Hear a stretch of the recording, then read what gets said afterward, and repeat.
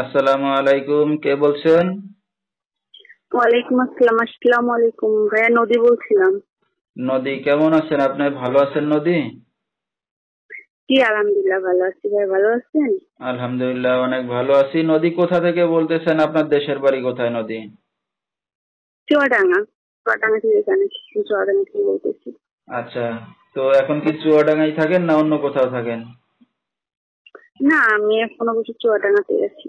ঠিক আছে। তো নদীর ফ্যামিলিতে কে কে আছে? বাবা মা ভাই বোন আছে কেউ?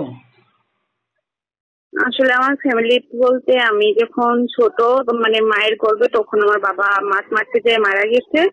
অবশ্য আমি হইতেছে আমার মা মারা গেছে। আমি খুবই অসহায়। খালার কাছে থেকে মানুষ, খালা আমাকে বিয়ে দিছিল, মানে বলতে গেলে একটা নেশাখোরের সাথে। যে আমার বিয়ের পর থেকে কোনো দায়িত্ব জিনিসটা কি নেয়নি। সে আমার সাথে সবসময় অমানুষের আচরণ করে গেছে। আমাকে বলতো কাজ বাজ করে নিয়ে আসতে, কাজ বাজ করে নিয়ে এসে টাকা তার হাতে তুলে দিতে হতো। টাকা তুলে দিতাম, যখন আমি কাজ না করতে পারি, টাকা না দিতে পারি, তখন আমার অত্যাচার করে, মারধর করে।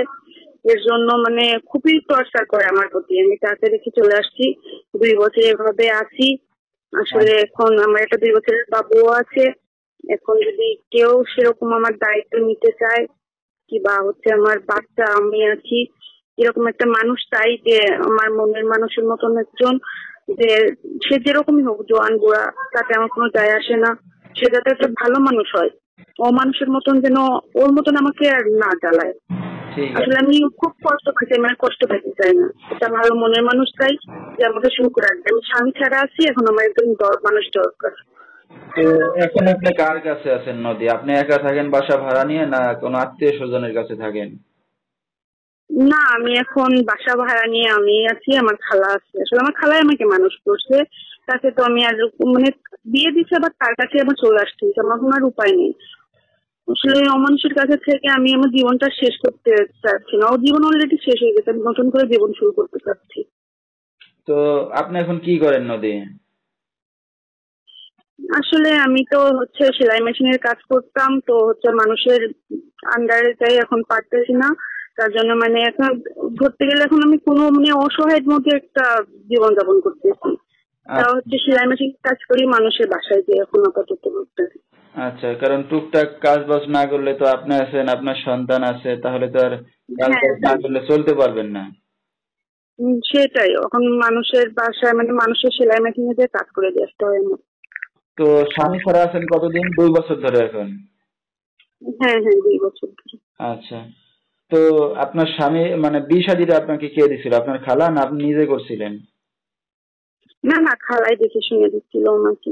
আচ্ছা, খালা দেখে শুনে দিছিল, কিন্তু কপাল ভালো না, যার কারণে ফেলে চলে গেছে। স্বামী ভালো ছিল না, কাজ বাজ করতো, নাই তো?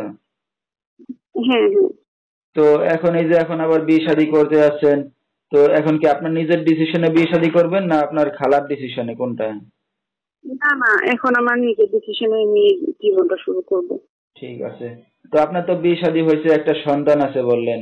তো কেমন বয়সের পুরুষ চাচ্ছেন এখন? বিবাহিত না অবিবাহিত, না বয়স বেশি, কেমন? সে যেরকমই হোক, তাতে তো আমার কোনো আপত্তি নেই। সে যেন ভালো মনের একটা মানুষ হয়, আচ্ছা। যে আমাকে ভালো রাখতে পারবে। তো কোনো দর্শক ভাই যদি এখন আপনার সাথে যোগাযোগ করতে চায়, কিভাবে যোগাযোগ করবে? উম, সেই স্ক্রিনের নাম্বারটা দেওয়া থাকবে, সে নাম্বার দেওয়া থাকবে, ওই নাম্বারে কল করলে আমাকে পাবে। আচ্ছা, তো দর্শক, নাম্বারটা বলেছি, এই নাম্বারে যোগাযোগ করলে নদীকে পেয়ে যাবেন। যেহেতু বাবা নাই মা নাই, একটা এতিম মেয়ে, বিয়ে শাদীর পরে স্বামী ফেলে চলে গেছে, খুবই অসহায় জীবন। তো তার পাশে এসে যদি কেউ দাঁড়াতে চান বা বিয়ে শাদী যদি করতে চান, সরাসরি এই নাম্বারে যোগাযোগ করলে তাকে পেয়ে যাবেন। 01944680559, এই নাম্বারটাই হলো নদীর। তো নদী, এখন তো আপনি এই যে খালার সাথে থাকেন, তো রাত বিরাত্রে অনেক দর্শক আপনাকে ফোন দিবে, আপনি কি রাতে একা ঘুমান না খালার সাথে ঘুমান? না না, আমি যাতে হচ্ছে একটাই ঘুমাই, সমস্যা নেই, আমাকে ফোন দিলে পাবে। আচ্ছা, দর্শক ভাইদের সময় দিতে পারবেন, এই তো? জি। আচ্ছা, ঠিক আছে। তো দর্শক, বিস্তারিত জানতে সরাসরি ফোন করবেন। আজকের মতো এখানেই শেষ করছি। সবাই ভালো থাকবেন, সুস্থ থাকবেন। আসসালামু আলাইকুম।